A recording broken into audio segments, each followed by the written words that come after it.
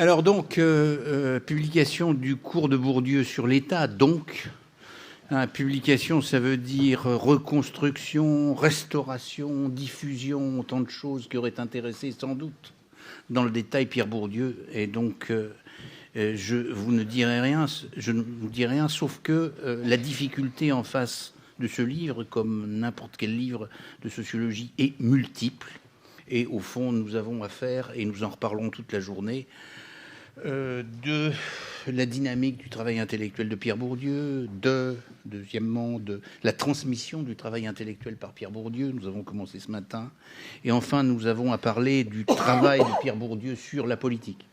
Si je voulais m'amuser avant de donner la parole à mes interlocuteurs, je dirais Pierre Bourdieu dans son poil, bien qu'il soit un adversaire farouche de Descartes, Pierre Bourdieu dans sa chair, et ça a un rapport évidemment avec le professorat, et Pierre Bourdieu derrière son mégaphone, ce qui a rapport entre son engagement intellectuel et la rue. Alors, je ne dirai rien de ce que j'avais prévu à dire, mais j'ai tout de suite une difficulté puisque j'ai à présenter une session consacrée à l'État moderne et consacrée au pouvoir symbolique. Alors, j'ai une difficulté parce que l'État moderne est une notion historique et j'ai deux historiens de part et d'autre. Et le pouvoir symbolique est une notion qui non seulement est moderne, mais aussi contemporaine et qui peut intéresser le politiste, sur laquelle d'ailleurs le politiste aurait des choses à dire. Je ne sais pas si nous aurons le moyen de les dire, mais je ne les dirai pas. Et donc je me tourne tout de suite dans mon travail de présentation vers mes deux interlocuteurs qui sont connus. L'un, parce qu'il représente un point de vue éloigné à celui de Pierre Bourdieu, quoique il est souvent rencontré Pierre Bourdieu et discuté avec lui. C'est Pierre-Étienne Will, qui est historien de la Chine et qui va nous faire un voyage en Chine en nous montrant l'intérêt de ce déplacement du point de vue et de l'éloignement du point de vue dans le travail du cours. L'autre est Jean-Philippe Genet, qui lui aussi a rapport avec la comparaison, qui est un thème absolument essentiel dans le travail de Pierre Bourdieu. Il est d'ailleurs bien connu pour avoir longuement réfléchi sur la comparaison entre la France et l'Angleterre en matière d'État, ce qui n'est certainement pas quelque chose de sans importance. Mais il est aussi connu pour avoir animé un long programme de travail autour de l'État, programme de travail qui a d'abord pris la forme d'une ATP-CNRS et ensuite qui est devenu un programme de la Fondation européenne de la science, qui a donné lieu à toute une série d'ouvrages, tous plus intéressants les uns que les autres, et que nous, sauf ceux qui sont historiens, ignorons tous autant que nous sommes. Donc, il nous en apprendra sans doute plus. Mais je passe tout de suite la parole à Pierre-Étienne Will sur la Chine pour 25 minutes. Merci. J'ai eu des échanges très réguliers avec Bourdieu pendant la dizaine d'années où nous avons été collègues au Collège de France. Et je savais que son enseignement le préoccupait toujours beaucoup. Mais cet enseignement, je ne l'avais jamais écouté. Et je le découvre donc à travers le livre qui nous réunit aujourd'hui. Comme on l'a déjà rappelé ce matin, l'enseignement de Bourdieu était très réflexif. On ne compte pas en effet dans le livre en question les endroits où Bourdieu s'interrompt pour se poser des questions sur ce qu'il dit et sur sa manière de le dire, pour expliciter sa démarche, rassurer son public, ou telle fraction de ce public qu'il décrit quelque part, et très justement, comme un public à plusieurs vitesses, réagir à des questions, voire pour s'excuser de ses difficultés et de ses doutes, de ses rabâchages et piétinements, comme il dit quelque part, de ses annonces qui n'en finissent pas d'être repoussées, et ainsi de suite. Déposer brut sur le papier, ça pose évidemment quelques problèmes, et ce sont des problèmes qui m'intéressent directement. Le rythme et surtout la trajectoire du cours ne sont par définition pas ceux d'un livre. La devise du Collège de France, comme chacun sait, c'est d'enseigner la recherche en train de se faire.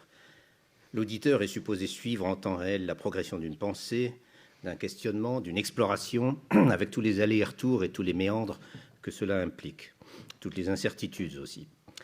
Ça ne peut pas faire une lecture facile. J'ignore si l'on pourrait dire la même chose de tous les cours du Collège de France, si l'on s'amusait par extraordinaire à tous les publier sous cette forme. Sans doute d'autres sont-ils plus proches d'une recherche déjà maîtrisée et prête à être communiquée. Certainement pas les miens d'ailleurs. Quoi qu'il en soit, ce qui est important, c'est que dans le cas présent, on retrouve une voix et une personne avec une immédiateté tout à fait saisissante, une voix et une personne qui nous manque, et ne serait-ce que pour cela, il faut être infiniment reconnaissant à tous ceux qui ont réalisé cette édition et qui l'ont réalisée si bien. Si je devais me définir professionnellement, ce serait comme historien, sinologue-historien en l'occurrence. Bourdieu a beaucoup utilisé les historiens, il les respecte, et il attend beaucoup d'eux, je puis en témoigner, mais il lui pose clairement un problème. La mise en opposition de ce qu'il désigne comme deux champs, marqués chacun par ses habitus, donc d'une part les historiens maîtres de leur petit monopole, comme il dit quelque part, avec leur propre système d'autocensure, etc., etc., et d'autre part les sociologues, cette opposition revient sans cesse, c'est même un peu une obsession. Plus spécifiquement, face à ceux qui se contentent, je cite, qui se contentent de cumuler des histoires, Bourdieu met en face d'eux donc ceux qui, je cite de nouveau, essayent de construire des modèles systématiques, de rassembler un ensemble de traits liés par des relations contrôlées et susceptibles d'être validées ou falsifiées par la confrontation avec le réel. Il analyse un certain nombre d'auteurs qui ont tenté de faire cela, avec plus ou moins de succès d'après lui, et bien sûr, cette description correspond à son propre projet sur la jeunesse de l'État. Cela étant dit, une telle opposition est-elle inévitablement, fondamentalement, je veux dire, au-delà des techniques, des pratiques et des habitus professionnels? Je n'en suis en fait pas si sûr. Il y a le métier particulier de l'historien, certes, dont Bourdieu admet l'importance et la spécificité, et qui ne s'improvise pas. Il y a une certaine exigence positiviste, n'ayons pas peur de le dire. Il y a aussi le feeling pour une époque, un terrain, une problématique ou tout ce qu'on voudra, qu'on s'acharne à acquérir en s'immergeant dans les sources, ce qui vous protège des généralisations hasardeuses et des affirmations trop rapides, mais qui comporte aussi un risque évident d'enfermement dans des problématiques limitées. Mais après tout, je suppose que les sociologues sérieux ont à peu près les mêmes exigences et je suppose aussi qu'ils sont exposés à peu près aux mêmes risques. Et j'ajouterai, en passant, qu'il y a eu récemment plusieurs historiens, donc postérieurs au cours de Bourdieu, qu'il y a eu récemment plusieurs historiens, très historiens, qui ont tenté eux aussi de construire des modèles systématiques fondés sur la mise en regard des expériences historiques d'un bout à l'autre de l'Eurasie. Allons plus loin dans le rapprochement. Je dis souvent, dit Bourdieu, qu'une des motivations inconscientes qui portent à devenir sociologue, c'est ce plaisir de découvrir les arrière-boutiques, les arrière-scènes ou les coulisses. Et il dit cela à propos des commissions publiques, dont il parle beaucoup. Cette vision, je cite toujours, cette vision pourrait être la sociologie spontanée du sociologue demi-savant, pour qui le monde est un théâtre et ça s'applique très bien à l'État.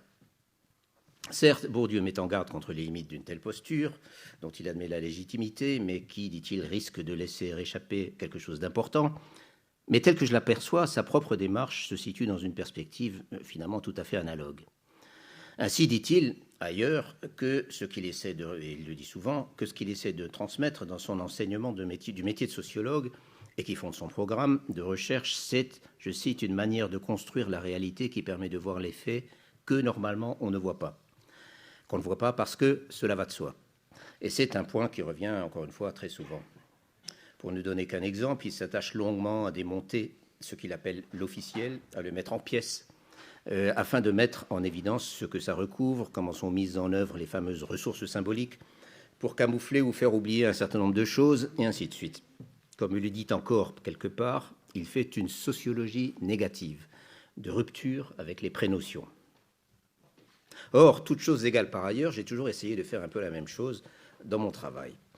Peut-être d'ailleurs est-ce pour cela que le courant est si facilement passé entre nous dès la première rencontre, qui était en fait qui n'était autre que ma visite de candidature, alors que, je l'avoue, je n'avais pas lu une ligne de lui et n'avais jamais assisté à ses cours.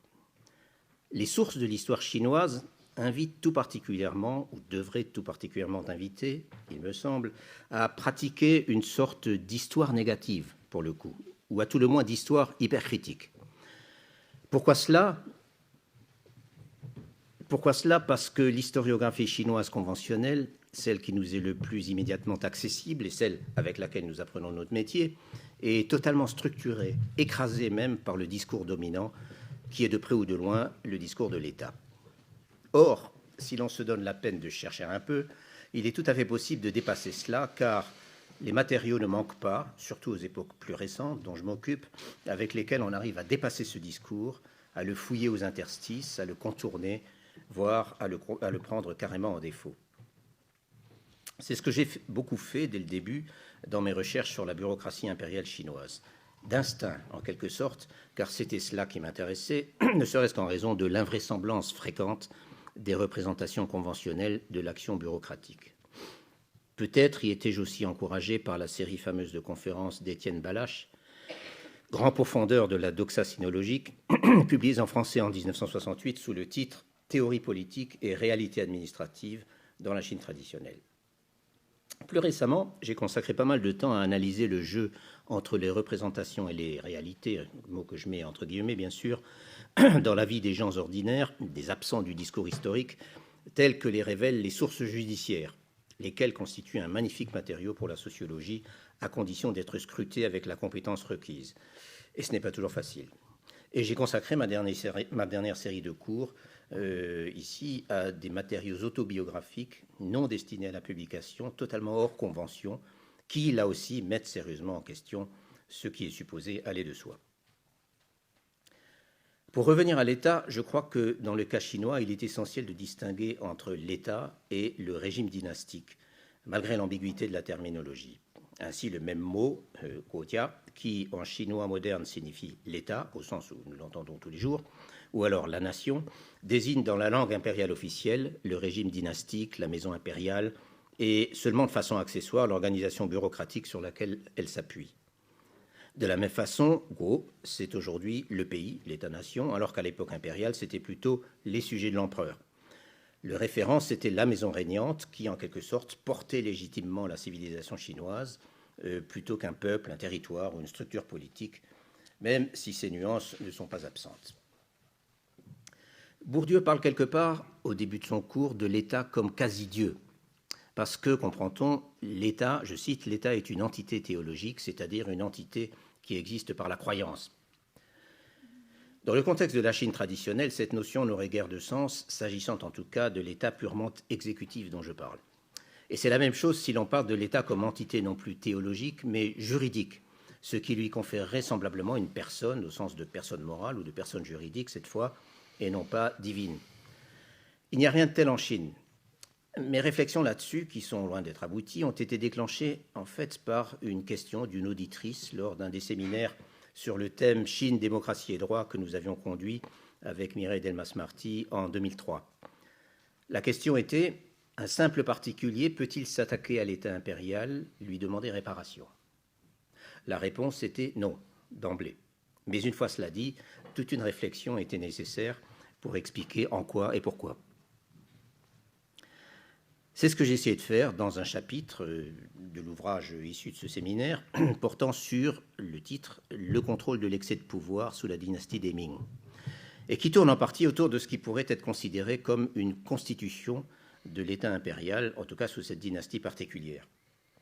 Plutôt qu'un long discours, voici ce que j'ai écrit quelque part dans ce chapitre, je simplifie un peu au passage, mais qui devrait être suffisamment parlant. Je me cite cette fois-ci donc. Il ne faut pas perdre de vue que, dans le cas de la Chine impériale, l'État, entre guillemets, est d'une certaine manière une facilité de langage. Il n'existe pas en tant qu'entité juridique susceptible d'être mise en cause devant une instance indépendante et dont on pourrait exiger une réparation. Sur ce plan, l'État et les institutions qu'il compose se confondent avec les personnes. On ne dénonce pas un ministère, mais le ministre un tel, ni un bureau, mais les fonctionnaires qu'il compose, ni une administration locale, mais le fonctionnaire en titre qui tolère ou couvre les agissements de ses subordonnés. Fin de citation. L'État impérial chinois n'est donc pas une personne, ni divine ni juridique, à qui l'on s'adresserait et qui vous répondrait. J'admets que la tentation d'en parler comme d'une entité autonome et agissante est irrésistible, parce que c'est tellement plus pratique en Chine comme ailleurs. Bourdieu dit quelque part, toujours vers le début de son cours, je cite, « Je pourrais vous citer des kilomètres de texte avec le mot État comme sujet d'action, de proposition. C'est une fiction tout à fait dangereuse qui nous empêche de penser l'État. Et, ajoute-t-il, c'est aussi ce que fait la tradition marxiste, l'État fait ceci, l'État fait cela, etc. Mais en dépit de toutes ces précautions oratoires et théoriques pour se garder d'utiliser le mot État comme sujet grammatical, Bourdieu n'arrête pas de le faire. Je sais que ce n'est pas exactement ce qu'il veut dire, mais au fil de la lecture, on a bien souvent l'impression d'avoir affaire à une sorte d'être tentaculaire, d'état-pieuvre, déterminé à mettre la main sur tout, à tout récupérer et tout régenter. Comme si, chez Bourdieu, l'affect l'emportait parfois sur la théorie, suis-je tenté de dire, et que l'urgence de mettre au clair toutes les formes de domination et de violence, symbolique ou autre, vous poussait à désigner un responsable ou l'équivalent d'un responsable. Dans le cas chinois, l'entité théologique qui existe par la croyance, pour revenir à cette notion, et à qui l'on peut s'adresser et qui peut vous répondre, ce n'est pas l'État, c'est l'empereur et le régime dynastique qu'il incarne, légitimé par le patronage du ciel. Les deux choses doivent être absolument distinguées, je crois, et cela jusqu'au bout, et d'une certaine façon jusqu'à aujourd'hui, où c'est le parti qui tient la place du régime dynastique. Dans le cas dont nous parlons, ce qu'on appelle par convention État se limite à la somme d'un certain nombre d'institutions et d'organismes, des personnes qui les font fonctionner et des textes qui les régissent. Et c'est d'ailleurs une des définitions envisagées par Bourdieu. Le mot qui correspond le mieux à tout cela, en fait, plutôt que Guotia, dont je parlais, c'est Quan, qui signifie d'abord fonctionnaire et qui en même temps qualifie tout ce qui relève de l'appareil d'État, lui appartient, est contrôlé par lui. Par exemple, le domaine public par opposition à la propriété privée, mais aussi l'argent public, l'autorité exercée par la bureaucratie, les lois et les règlements, et ainsi de suite. Cet appareil d'État est en fait partagé entre deux missions. Premièrement, la gestion des intérêts collectifs, prise très sérieusement par la théorie et n'excluant aucune classe sociale, ce qu'on pourrait appeler le service public. Et deuxièmement, le service de la maison impériale, laquelle possède par ailleurs sa propre administration palatiale. L'État est là pour l'entretenir, la faire durer, augmenter sa gloire, sa puissance et son rayonnement au-delà des frontières. Et en fait, le service public y contribue aussi, puisque la prospérité et le contentement du peuple sont par excellence un signe de légitimité, et qu'en outre, c'est un gage de stabilité politique. Il y a beaucoup de propositions dans le cours de Bourdieu que j'aurais envie de développer par référence à mes propres préoccupations, si j'en avais le temps. Par exemple, l'État que, je cite, l'État n'est pas un bloc. L'idée que l'État n'est pas un bloc, c'est un champ.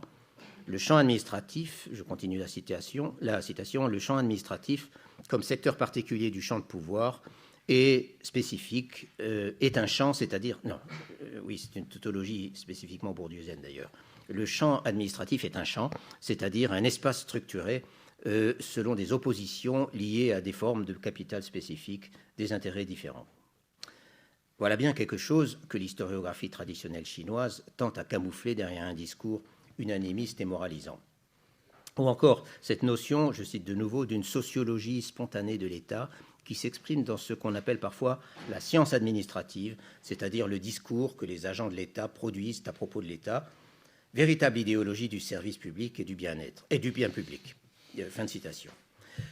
La science administrative est décrite dans ces termes, je l'ai beaucoup étudiée, et c'est pour le coup tout à fait central dans l'État chinois tel que je l'ai défini. Et il arrive en fait, et là ça devient intéressant, il arrive en fait que l'idéologie du service public et du bien public soit opposée au pouvoir dynastique, à ses actes et à ses initiatives, par ceux qui en sont les porteurs. Et certains parmi eux répondent bien à la description de ces gens que Bourdieu appelle les héros de l'officiel. Je cite encore, « Le héros bureaucratique, dit-il, est quelqu'un dont la fonction majeure est de permettre au groupe de continuer à croire dans l'officiel, c'est-à-dire dans l'idée qu'il y a un consensus du groupe sur un certain nombre de valeurs indépassables dans les situations dramatiques où l'ordre social se trouve profondément mis en question. » J'ajouterai, même en l'absence de situations dramatiques, en fait, mais simplement face aux missions incroyablement difficiles qui étaient assignées aux bureaucrates de l'Empire. Et je me suis pour ma part beaucoup intéressé à une certaine élite administrative, minoritaire certes, mais influente, à travers laquelle on pouvait en effet continuer de croire à un certain nombre de valeurs, non seulement indépassables, mais quasi utopiques dans leur application stricte. Et c'est à mon avis en grande partie grâce à ces gens, à ces héros, et au modèle qu'ils diffusaient, que la bureaucratie impériale a été capable de déployer une efficacité beaucoup plus réelle et beaucoup plus grande qu'on ne le pense souvent. Mais j'en viens, il est grand temps, à la question de la jeunesse de l'État. L'État, explique Bourdieu, est un mystère mystère, c'est le mot qu'il emploie, que l'on comprend mieux en étudiant la Genèse. On voit les choses se former en partant du Moyen-Âge, dit-il, et au prix d'un travail d'histoire comparée. Bourdieu parle surtout de l'Angleterre et de la France, également du Japon, encore que ce qu'il a à dire du Japon soit assez décevant, car s'il daube volontiers sur l'orientalisme, il ne s'en protège pas toujours, et surtout, il ignore des pans fondamentaux dans la genèse de l'État japonais, à commencer par le rôle historique massif joué par le modèle chinois. En revanche, il parle assez peu et un peu vaguement de la Chine, en dehors de quelques pages sur la question de la corruption, basée d'ailleurs sur un de mes articles, que j'avais dû passer lors de cette fameuse visite de candidature. Il convient, d'après la chronologie, il convient donc de se demander quelle contribution la Chine peut apporter au programme comparatif de généalogie historique de cette chose qu'on appelle l'État, à cette entreprise monstrueuse, démesurée, décourageante que Bourdieu s'est assigné dans ce cours. L'une des idées fortes exprimées dans ce cours, donc, est que, je cite, l'intérêt principal de cette recherche sur la genèse de l'État, c'est la clarté des commencements. Et cela parce que dans les commencements, on est obligé de dire encore des choses qui vont sans dire, parce que la question ne se pose plus, parce que justement l'État a pour effet de résoudre le problème de l'État. Que faut-il en penser dans notre cas? Même si la genèse de l'État chinois moderne a été un processus de longue durée, l'État chinois, dans la définition restrictive que j'en ai donnée, existe depuis très longtemps. Disons depuis les régimes légistes qui ont émergé à partir de du IVe siècle avant notre ère et qui ont conduit à l'unification impériale dès la fin du siècle suivant. Or, ces légistes, comme on les appelle, n'ont pas construit une fiction juridique, ils ont conçu une organisation intégrée de la société et du gouvernement très réelle, révolutionnaire à bien des égards, entièrement placée au service du souverain et servie par des gens extérieurs à sa maison, révocables et non héréditaires. Les choses étaient effectivement très claires au moment de cette émergence, mais il me semble qu'elles le sont restées par la suite. Je veux dire que pour une partie de l'opinion lettrée, du milieu donc où se recrutaient les serviteurs de l'État, elles ne sont jamais allées de soi, au sens où elles auraient été intériorisées au point d'être perdues de vue. Ce qui est intéressant, en effet, c'est que le débat politique et idéologique n'a jamais cessé entre, d'une part, les porteurs de ce principe d'organisation intégrée et concentrée, fondée sur la loi, sur l'autorité et sur la force, et d'autre part, les tenants d'un retour aux sources, à un modèle antique qui, pour le coup, était une fiction, mais une fiction qui tirait sa force du fait qu'elle était enracinée dans le corpus des textes classiques. Et ce qui s'est élaboré en fin de compte, c'est un compromis entre les deux, et un compromis sans cesse revisité. L'une des thèses formulées par Bourdieu est que ce n'est pas l'État-nation qui est premier par rapport à l'État comme ensemble de services d'une nation, mais que l'État a été construit progressivement par, dit-il, un certain nombre d'agents sociaux, en particulier des juristes, qui ont édifié un ensemble, je cite encore, un ensemble de ressources spécifiques autorisant leurs détenteurs à dire ce qui est le bien pour le monde social dans son ensemble. On trouve un peu de cela dans la genèse de l'État dynastique chinois, sauf que les agents sociaux en question ne sont pas des juristes qui se seraient basés sur les ressources d'un équivalent quelconque du droit romain pour créer une fiction de droit, pour créer l'État donc. Ce sont des lettrés, des gens dont le capital est d'abord académique et culturel, et qui ont édifié sur cette base une représentation puissante de l'organisation de la société, de ses fondements culturels, de la distribution des rôles, des droits et des devoirs du souverain et de ses agents, etc. Ont-ils, je cite encore, transformé du particulier en universel, pour reprendre une autre formulation de Bourdieu, peut-être au sens où une vision portée à l'origine par un groupe très minoritaire d'intellectuels qui n'avait nullement le monopole de la pensée et du discours, et encore moins du pouvoir, s'est dans le longtemps imposé à la totalité du corps social, même si la compétition n'a jamais disparu entièrement, et je pourrais longuement élaborer là-dessus si j'avais le temps. Cette vision, c'est ce qu'on appelle par convention le confucianisme, par quoi j'entends ici un ensemble de valeurs, d'impératifs de comportement, comportement individuel, comportement dans le cadre du système de la parenté, comportement politique, cette triade est centrale à l'idéologie confucianiste, de hiérarchie sociale et fonctionnelle, d'intérêts sectoriels, mais aussi un folklore, des héros culturels, des références historiques, que sais-je. Et de manière importante, cette vision a été très tôt cooptée par les régimes dynastiques qui se la sont en fin de compte totalement appropriée. Comme je le suggérais à l'instant, cette vision s'est combinée plus ou moins aisément avec une vision en grande partie différente dont j'ai déjà parlé, celle donc qu'on appelle toujours par convention le légisme. Plus ou moins aisément et non sans acrimonie, car la lutte, je cite, la lutte symbolique entre une pluralité de visions privées pour construire la vision du monde social légitime et pour l'imposer comme universelle, dont parle Bourdieu à un moment, n'a jamais vraiment cessé. Mais il reste que la concentration des instruments de légitimation et le développement d'un appareil symbolique entourant le pouvoir royal, toujours des expressions de Bourdieu, toujours d'après Bourdieu donc, qui font partie de sa genèse mythique de l'État, se sont incontestablement faites au profit du confucianisme, de son discours et de sa vision du monde. Pas d'un seul coup, mais très tôt, par la concentration et l'appropriation du pouvoir de nommer, et par la marginalisation au moins symbolique des alternatives. Des alternatives religieuses, par exemple, sur lesquelles il y aurait beaucoup à dire, mais aussi et surtout, à mon avis, de la vision alternative du légisme, en tout cas sous sa forme la plus systématique et la plus intolérante. La vision qui s'est imposée joue plutôt de la violence symbolique, si c'est dans ces termes qu'il faut le dire, plutôt que la coercition, l'éducation. Et à ce sujet, je trouve que la notion d'obséquium, introduite quelque part par Bourdieu d'après Spinoza, se transpose assez bien. Je cite, « le conditionnement par lequel l'État nous façonne à son usage et qui lui permet de se conserver », ou encore le respect qui s'adresse à l'État ou à l'ordre social. Il faudrait retracer ici la longue genèse d'un équilibre entre public et privé qui s'est cristallisé surtout à partir de la dynastie des Song au XIe siècle. Les Song marquant en Chine le véritable début de l'État bureaucratique moderne, c'est-à-dire débarrassé des éléments militaristes et féodaux qui avaient repris le dessus pendant ce qu'on est convenu d'appeler en Chine l'époque médiévale. Il faudrait aussi parler du rôle central des rites et de tout ce qui est subsumé par le terme « li », qui concerne non seulement les rites, les rituels dans le sens formel du terme, mais aussi les règles de civilité, le fonctionnement de la famille, etc. La fonction pédagogique de l'État, qu'elle soit confiée à ses propres agents ou déléguée à d'autres, est considérée comme absolument centrale. Il s'agit bien pour l'État de civiliser les masses, pour les façonner à son image, et l'un des principaux vecteurs de cette pédagogie, ce sont les écoles, publiques pour les apprentis lettrés, privées ou charitables pour le reste. Et la visée est bien celle d'un accès universel aux valeurs promulguées par l'État par le canal des textes, même les plus élémentaires, réputés les véhiculer. Ce qui implique d'encourager l'alphabétisation, et à ce sujet, je ne puis m'empêcher de mentionner les témoignages d'observateurs européens de la Chine au XIXe siècle, que j'ai étudiés et qui sont unanimes à admirer un niveau d'instruction, même dans les campagnes, que l'Europe pourrait bien envier à la Chine. Voilà donc, je m'arrête là, quelques remarques très limitées.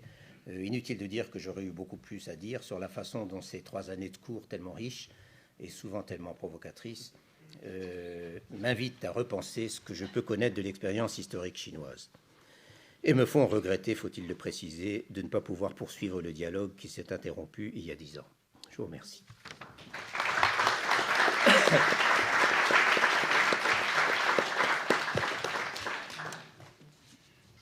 Nous regrettons aussi ce dialogue qui ne s'est pas poursuivi, mais nous allons néanmoins voyager dans l'espace pour nous transporter vers la Grande-Bretagne et la France et l'État européen. Jean-Philippe Jeunet, à vous. Merci. Donc, moi aussi, j'ai lu ce livre avec à la fois intérêt, plaisir et émotion, parce que, évidemment, il me fait revenir à l'esprit des conversations que j'ai eues avec Pierre Bourdieu, qui m'a fait l'honneur d'être à mon jury de thèse, ce qui, c'est pas terminé par de grands compliments. Et il m'a essentiellement dit qu'il trouvait tout ça très compliqué. Alors, je ne pense pas que c'était forcément un compliment à mon égard. Mais enfin, bon. Toujours est-il que pour un historien, c'est toujours passionnant de revenir sur un tel travail, parce que pour les historiens, c'est effectivement l'article de Pierre Bourdieu sur le pouvoir symbolique qui très souvent a été un point de départ des réflexions et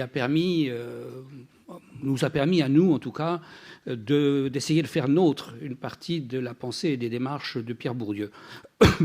Évidemment, une lecture qu'on a pu poursuivre par d'autres livres, le livre sur le langage et pouvoir symbolique, et puis également, bien sûr, tout ce qui tourne autour de la théorie des champs que nous sommes nombreux à avoir utilisé et à nous être appropriés. Mais la lecture du cours offre beaucoup d'autres aperçus. Et en particulier, pour un historien, c'est très intéressant de voir comment quelqu'un qui n'est pas historien lit les historiens. Et cette lecture des historiens par Pierre Bourdieu est peut-être la première chose qui m'est apparue fascinante. D'abord, j'ai trouvé qu'il était très dur à l'égard des sociologues. Voilà. Et très indulgent en général à l'égard des historiens. Je pense que nous, en tant qu'historiens, on ferait peut-être une lecture inverse des uns et des autres. Je pensais en particulier qu'il était très méchant avec Perry Anderson, dont le livre a quand même un mérite énorme, même si les fautes de conception que dénonce Bourdieu sont réelles.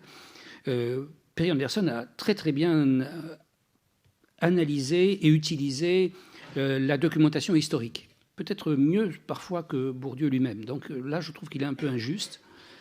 En revanche, j'ai trouvé qu'il rendait justice à un livre que j'ai toujours trouvé remarquable et que j'ai lu quand il est paru, celui de Philip Corrigan et Derek Sayer, qui est The Great Arch, qui est un livre absolument remarquable.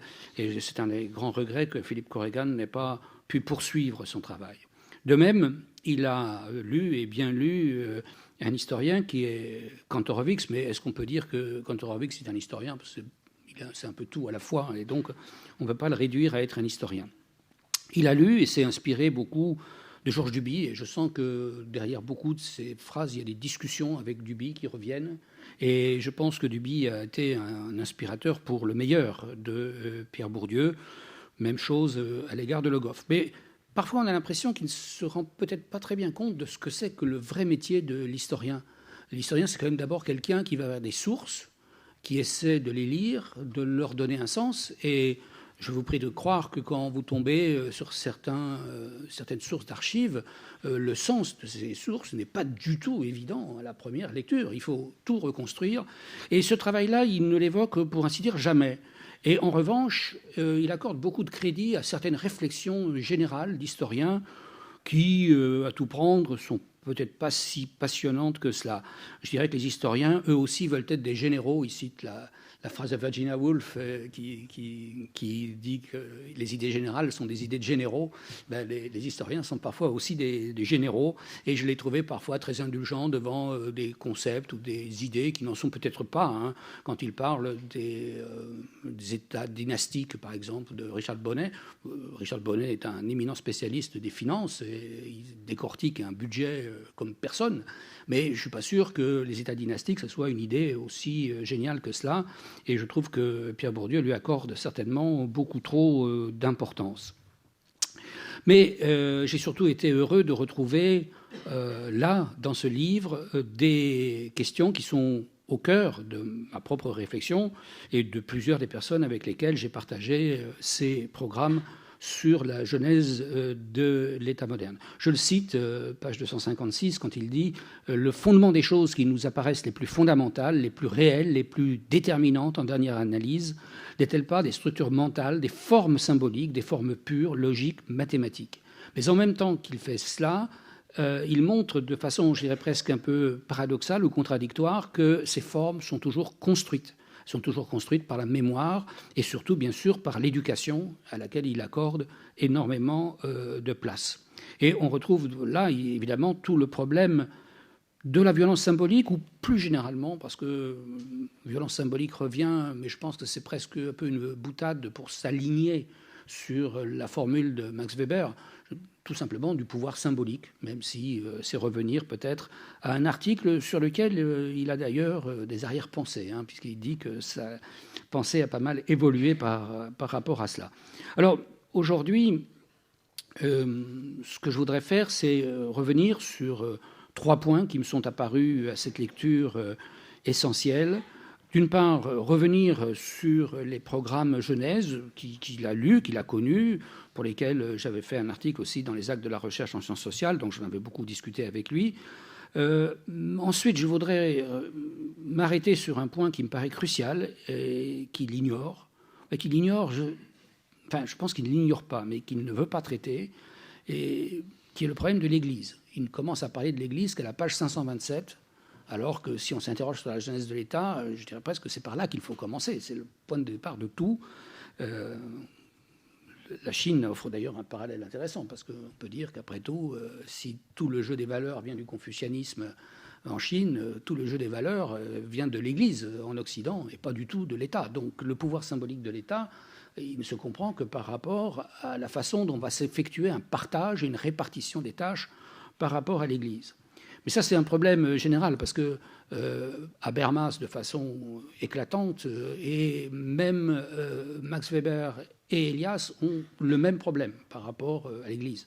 Et ça pose aussi un problème par rapport à l'usage du terme de moderne et de modernité, puisque, justement, pour beaucoup de gens, on ne peut parler de modernité que quand il existe une notion qui est celle de la laïcité, à partir, en gros, des Lumières. Et donc là, ça repose, pour l'historien qui travaille sur le long terme, ça repose toute une série de problèmes. Et puis, je conclurai très brièvement sur la question de la construction des objets historiques. Alors, je reviendrai d'abord sur le programme Jeunesse de l'État moderne, qu'il cite souvent, mais qu'il critique, à juste titre, pourquoi pas, mais dont peut-être il ne fait pas ressortir tous les aspects. Je ne lui en fais pas grief. La bibliographie, finalement, est très compliquée parce qu'elle s'éparpille sur plus d'une vingtaine de volumes maintenant. Et à part l'article des actes de la recherche en sciences sociales, il n'y a pas de vraie synthèse sur les débats ou les non-débats, je dirais presque, qu'il y a eu dans la communauté historienne à ce sujet.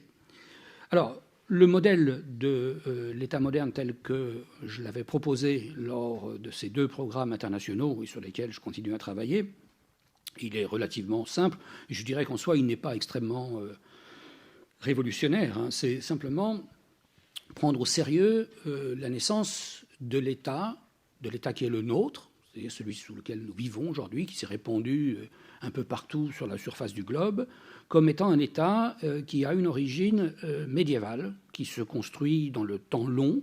C'est pourquoi j'emploie le terme genèse et pas naissance. C'est quelque chose qui se fait dans la lenteur, et dont le moteur est assez facilement identifiable. Ce moteur, il n'est pas très joli à voir, et c'est pour ça que très souvent, les gens qui ne sont pas historiens refusent de le voir. Ce moteur, c'est le couple guerre-impôt. Guerre-impôt parce que la guerre est la meilleure façon de demander l'impôt.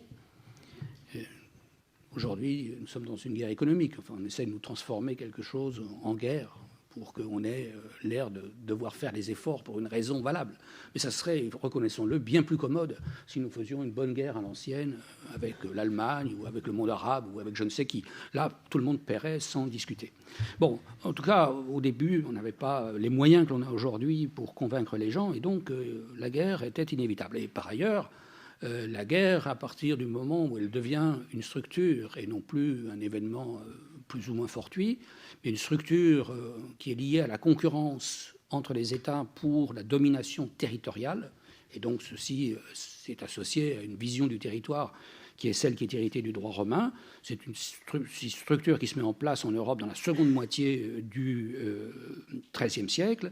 Eh bien, à partir de ce moment-là, à partir du moment où la guerre est permanente, l'impôt va avec. Mais ce qui fait le propre de l'État moderne, c'est que cet impôt est un impôt consenti, c'est-à-dire que c'est toujours par une négociation avec le corps social, j'emploie à dessein le terme de corps, ou plus précisément, parce que c'est plus facile à analyser comme cela, avec la société politique, que l'impôt est établi. Et ça va rester une constante, et bien, jusqu'à nos jours, nous sommes toujours là. Bien.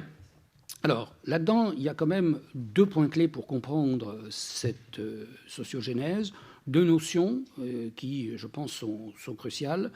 L'idée, précisément, de société politique qui passe, pour le monde médiéval, par la notion de commune, c'est-à-dire la notion de communauté.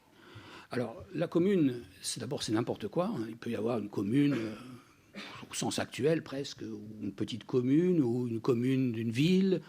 C'est une communauté jurée. Donc c'est quelque chose qui passe par le serment, qui est sacralisé par le serment, et c'est quelque chose qui passe par la notion de faire corps. Et donc l'idée du corps est absolument consubstantielle, du corps social, est absolument consubstantielle à cette idée de commune. J'y reviendrai tout à l'heure.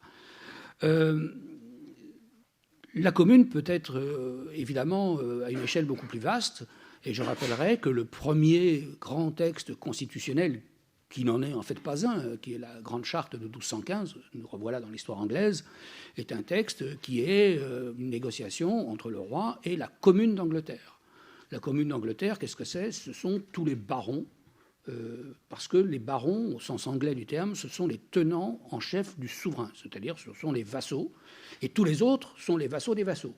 Donc, si on dit la commune, ce sont tous les barons, bien sûr, c'est 200, 250 individus, mais à travers ces 250 individus, c'est évidemment tout le corps social qui est impliqué. Alors, évidemment, la communauté va changer de nature très rapidement, et peu à peu, dans le courant du XIIIe siècle, va apparaître la notion d'institution représentative, avec des représentants qui sont doués de pouvoir, non pas, et là aussi c'est Bourdieu caricature parfois un peu les historiens ont tendance à dire Philippe le Bel a fait ça, ou Philippe III a fait ça, le pauvre il n'a rien fait, mais enfin bon, peu importe. En fait, c'est une façon d'aller vite, hein. Bien sûr, on sait bien que Philippe le Bel ne s'est pas levé et en se rasant le matin devant son miroir a dit je vais créer l'État moderne, c'est évidemment pas ça.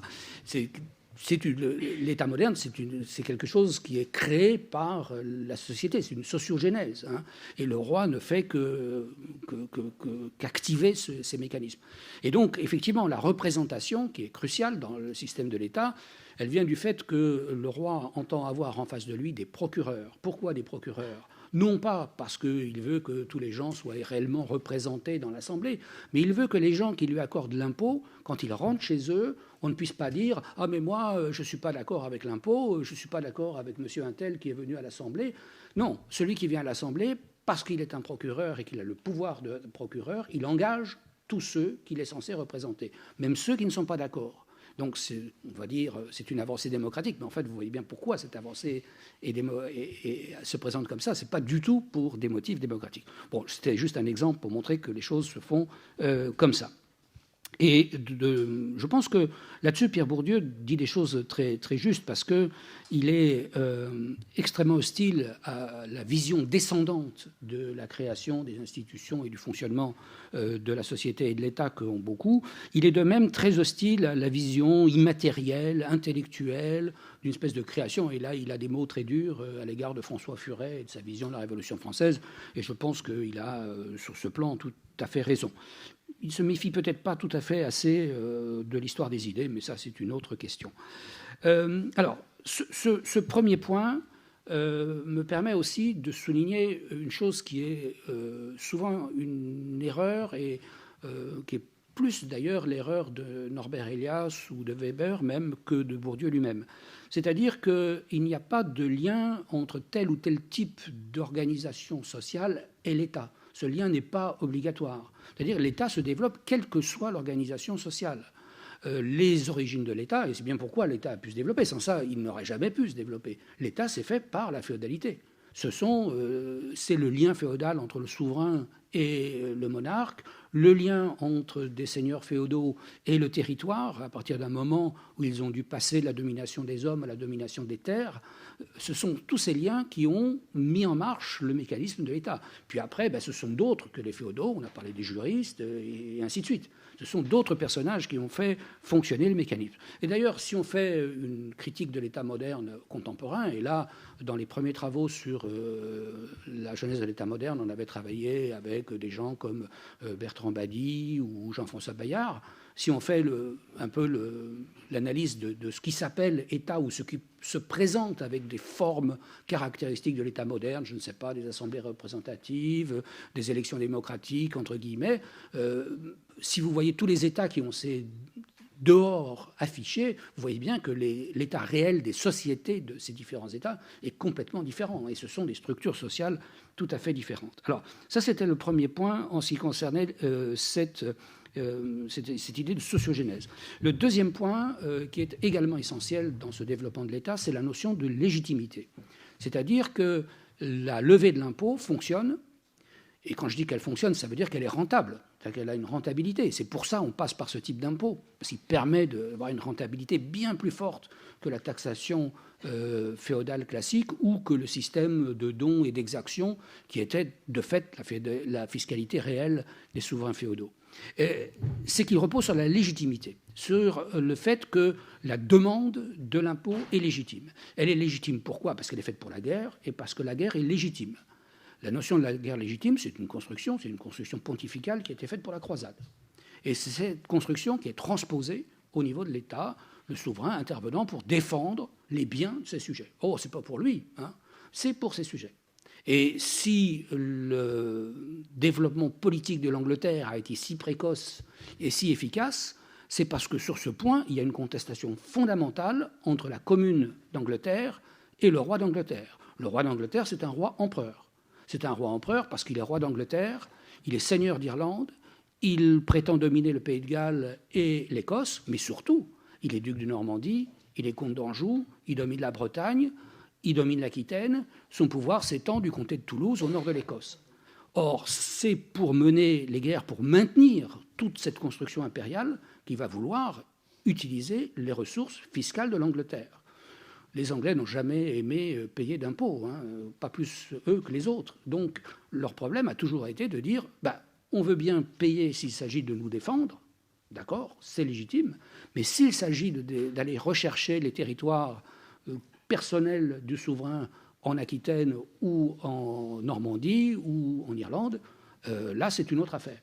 Et c'est ça qui a été le moteur qui a développé le système, je mets entre guillemets, constitutionnel anglais, puisque, comme chacun sait, l'État anglais est le seul qui n'a pas de constitution. Hein. Donc c'est aussi un des paradoxes de la chose. Donc, voilà, légitimité parce que la guerre doit être légitime, et légitimité parce que celui qui demande l'impôt est légitime. Et ça, c'est un autre problème. Est-ce que celui qui demande l'impôt a la légitimité pour le faire? Et c'est là où on va retrouver des choses comme, par exemple, l'État dynastique, ou toutes ces choses-là. Mais bien évidemment, ce sont toujours des fictions, parce qu'en dernière analyse, le roi est toujours quelque part l'élu. Les rois de France, par exemple, l'origine, ce sont des rois élus. Capet a été élu par ses pairs. Et c'est si vrai que jusqu'au règne de Philippe Auguste, les rois de France se sont toujours obstinés à faire sacrer leur fils de leur vivant pour éviter justement que la succession soit mise en contestation. Les rois d'Angleterre, il y a plusieurs révolutions, la révolution lancastrienne, etc. Voilà, il y a sans arrêt des révolutions. Et puis on arrive à l'éviction des Stuarts pour les Hanovres. Et les Hanovres ont eux-mêmes un cheminement dynastique très curieux. Les rois de France... je suis désolé, mais le vrai successeur de Philippe le Bel, c'est le roi d'Angleterre, Édouard III. Comme chacun sait, alors ça, c'est une chose qu'on ne doit pas dire dans l'histoire de France. Mais enfin, bon, Philippe VI de Valois, d'abord, il y avait eu un premier coup d'État qui est celui de Philippe V. C'est la loi salique, elle ne vient pas du tout d'Édouard III et de Philippe VI. Elle vient du coup d'État de Philippe V contre la fille de son frère aîné, Louis X. Bon, alors après, elle a été reprise au moment de Philippe VI. Mais quand on demande aux gens pourquoi ils ont désigné Philippe VI et pas Édouard III, la réponse, c'est parce qu'il est du pays. Et ils savaient très bien ce qu'ils faisaient. Ils ont pris quelqu'un qu'ils considéraient comme un roi français pour prendre quelqu'un qu'ils considéraient comme un roi anglais. En fait, Édouard III, il est le petit-fils de Philippe le Bel, en ligne directe, il n'y a aucun problème. Hein. Mais voilà. Donc, Philippe VI est un roi élu, mais à cause de l'importance de l'idée dynastique, du sang royal et tout ce que vous voulez, il ne fallait surtout pas le dire. Donc c'est une chose cachée. On retrouve là cette capacité de l'État à nous faire croire des choses en réalité qui sont totalement incroyables. Bon, alors, pour cette construction de la légitimité, je pense que c'est un point essentiel, bien sûr, et c'est un point essentiel surtout si on fait, et là je regrette que Pierre Bourdieu n'ait pas songé à le faire, c'est-à-dire que il faut peut-être, pour comprendre cela, surtout qu'il avait un collègue au Collège de France qui a écrit des choses magnifiques là-dessus, qui est Gilbert Dagron. Et dans les livres de Gilbert Dagron, on trouve beaucoup de réflexions là-dessus. Au fond, tout le problème en Occident, alors là, on n'est pas en Chine, hein, il y a une coupure, si vous voulez. Le problème, c'est la succession de l'Empire romain. Il y a un État moderne, mais cet État moderne, il naît d'une coupure. Et au départ, il y a ce souvenir, parce que le souvenir est toujours là, la mémoire. Il y a la mémoire de l'Empire romain. Et les trois entités qui sont issues de l'Empire romain ont chacune adopté un système politique finalement différent. L'Empire romain, chrétien, s'est perpétué avec l'Empire byzantin. L'Empire byzantin, c'est un système dans lequel l'empereur, parce qu'il est le magistrat, domine la vie politique. Et le patriarche et son substitut sur le point politique. Il est seulement son second, si vous voulez, mais en même temps, il l'empêche d'être purement saint ou sacré. C'est un point que remarque très bien Gilbert Dagron. L'empereur byzantin, il n'est jamais saint. Il n'y a pas d'empereur saint, alors que dans sa titulature de magistrat, il est agios. Il est saint par sa position, mais il ne peut pas être saint en tant que personne. Il y a une coupure qui fait qu'on coupe les deux choses. L'empereur a une position supérieure, mais il ne se mêle pas d'un certain nombre de caractères. Alors, évidemment, ça ne marche pas très bien. Chacun sait les crises de l'iconoclasme, tout ce que vous voulez. Bon, je vous renvoie à l'histoire byzantine. Il y a le modèle islamique. Alors, le modèle islamique, c'est différent, avec deux types de souverains. Le souverain calife, qui est donc là, lui aussi, un souverain charismatique, sacré, qui transmet une puissance divine. Puis il y a le souverain qu'on dit malik, qui est, lui, porteur simplement d'une force et d'une légitimité qui vient du fait qu'il est en position. Il est, en quelque sorte, consacré par le succès politique.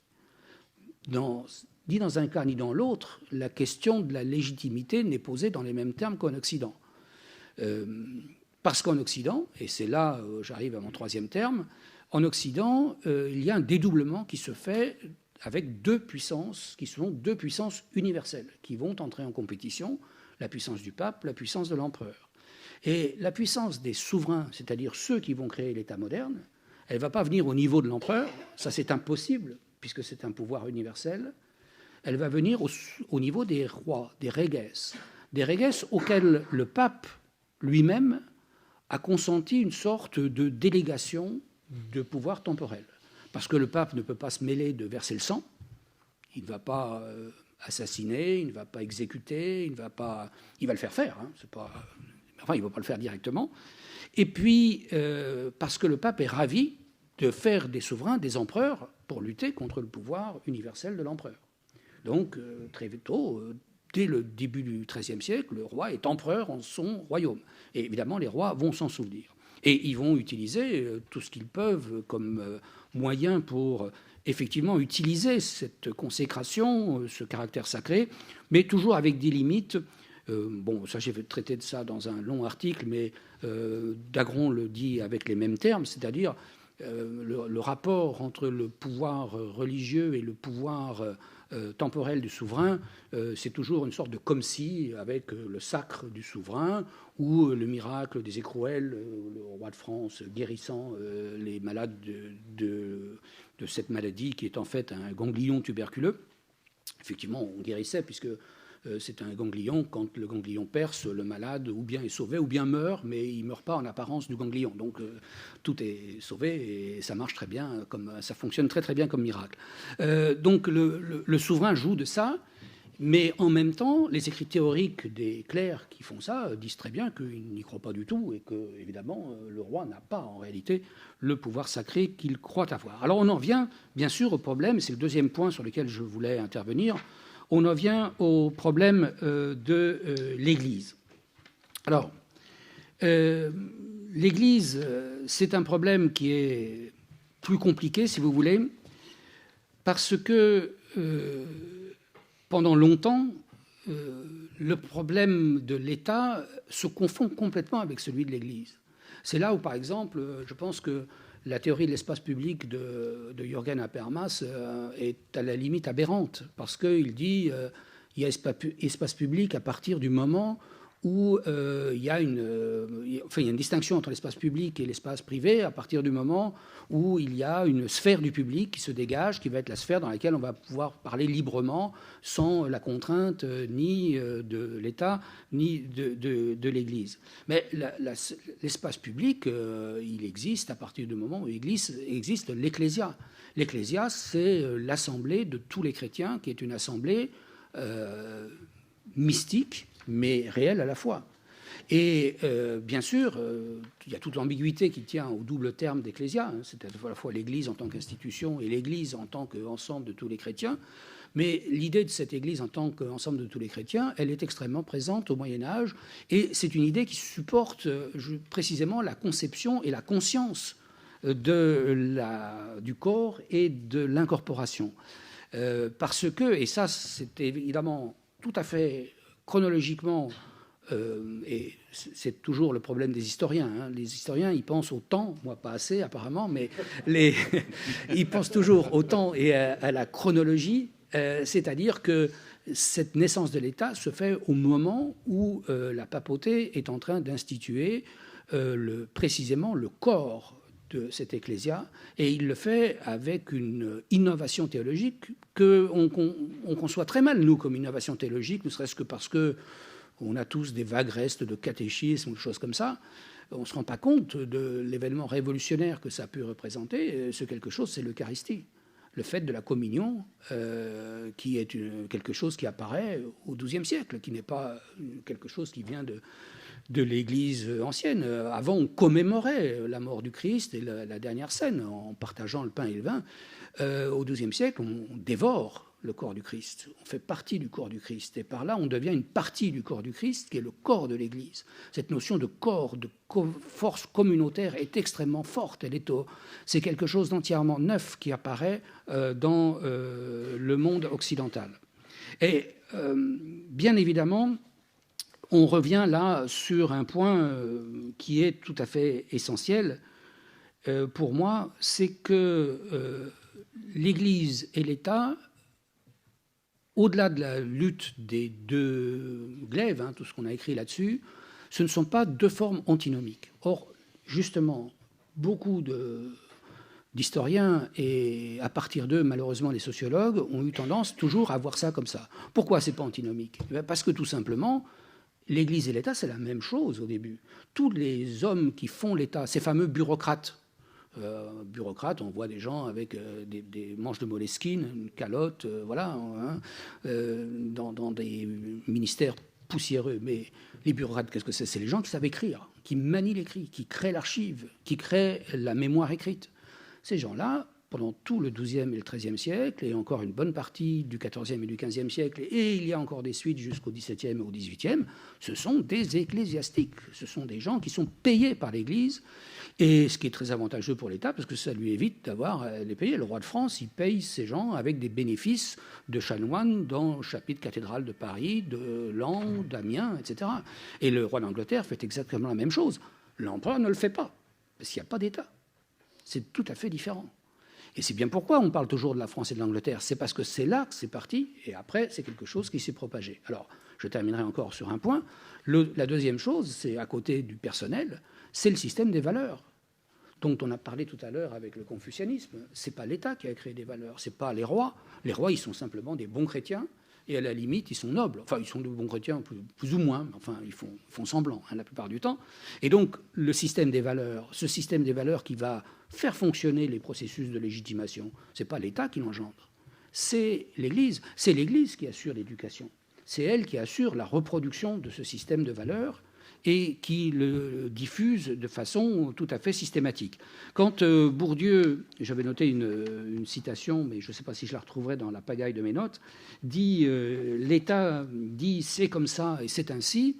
Il a tout à fait raison, c'est le pouvoir de l'État de faire ça, sauf que au XIIe, XIIIe, XIVe siècle, c'est d'abord l'Église, et à travers l'Église, c'est l'État, puis peu à peu, c'est les deux, et puis finalement, c'est l'État parce que le corps social finit par dire mais l'Église, c'est pas à elle de le dire, c'est plutôt à d'autres institutions et à d'autres organismes de le dire. C'est comme ça que se fait le glissement, parce que tout simplement, s'il n'y avait pas eu ce glissement-là, il n'y aurait pas eu tout simplement de possibilité de naissance de l'État, quelles que soient les exigences de la guerre.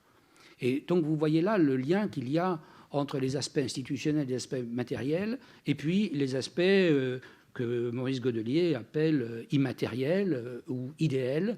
Et mon travail aujourd'hui, c'est un peu au fond d'essayer de travailler à la fois à partir de Pierre Bourdieu et de Maurice Godelier pour essayer de construire des objets historiques nouveaux. Objets historiques, c'est-à-dire ancrés dans des sources et des matériaux historiquement datables, parce que c'est toujours le vrai problème de l'historien, c'est ça, c'est la chronologie, c'est établir des calendriers, établir des successions, et puis travailler sur ces outils. Et évidemment, ces outils qu'il s'agit de construire, et ce n'est pas toujours facile, ce sont les systèmes de signes, que ce soit les systèmes de signes de la langue, de l'image, des sons, de la musique, des liturgies, des rituels, tous ces ensembles de signes qui, tous ensemble, vont effectivement permettre de construire cette domination symbolique et ce pouvoir symbolique. Mais attention, un pouvoir symbolique dont l'historien, à la différence peut-être de beaucoup, et notamment des journalistes, peut-être dans la salle, dont l'historien sait qu'il est toujours susceptible d'être remis en cause par ce qui est à la racine de tout, c'est-à-dire la société politique. C'est-à-dire que tout État est mortel, toute construction politique et intellectuelle est mortelle, tout peut disparaître d'un moment à l'autre. Les révolutions, il y en a plein dans l'histoire, certaines ont réussi, d'autres pas, mais elles ont toujours fait des dégâts et ont toujours eu des conséquences. Merci.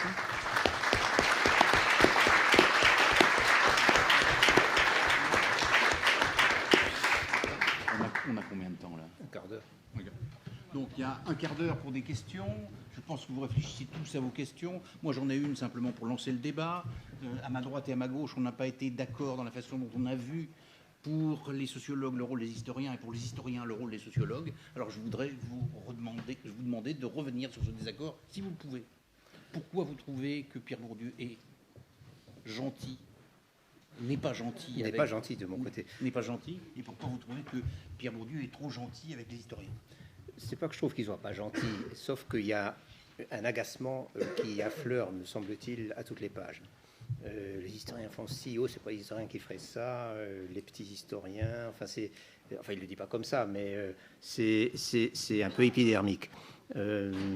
Bon, ça va pas beaucoup plus loin, mais ce que vous avez dit sur son ignorance son peu d'intérêt pour le métier d'historien est très juste. Et en fait, c'est ça, je crois, s'il y a une différence entre les deux métiers, c'est pas qu'il y en a un qui est plongé dans les sources et l'autre pas, parce que les sociologues ont aussi leurs sources, bien sûr, leur terrain, etc. C'est que c'est très différent. Et c'est vrai que plonger dans l'archive, moi, c'est ce que j'aime faire. Je suis vraiment historien jusqu'à la moelle. Je me demande pourquoi, d'ailleurs. Mais c'est ce que j'aime faire, c'est-à-dire je me sens jamais plus heureux que quand je suis vraiment dans un paquet d'archives et que j'essaie d'en tirer du sens et de la chronologie, ce qui est la première chose. Et des fois, on n'y arrive pas. Et à partir de là, évidemment, il faut essayer de s'ouvrir l'esprit. On lit Bourdieu, et enfin, on le fait pas, justement. Tous les historiens ne le font pas. Et donc voilà, c'est une différence de sensibilité peut-être plus que de théorie, mais c'est aussi une différence de métier, d'habitude. Oui, mais moi j'ai le sentiment qu'on était plutôt d'accord, hein, c'est-à-dire que vous me parlez d'agacement, mais effectivement, moi j'ai plutôt l'impression qu'ils ne voyaient pas très bien ce que c'était. Et je n'ai pas bien sûr voulu dire que les sociologues n'ont pas de source, mais on voit très bien que Bourdieu est passionné par les problèmes techniques de l'enquête. Il en parle souvent. Et bon, l'historien est passionné par les problèmes plutôt techniques d'archives qui doivent le laisser complètement froid.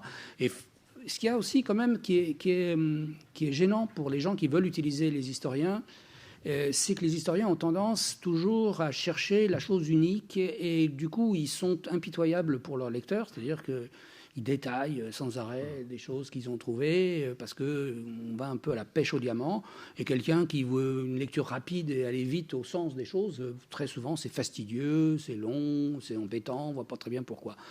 Pour le reste, je pense qu'il est trop gentil pour les historiens, parce que je dirais presque qu'au niveau des idées générales, les historiens sont des sociologues comme les autres, hein, donc il n'y a pas de raison d'être particulièrement gentil avec eux.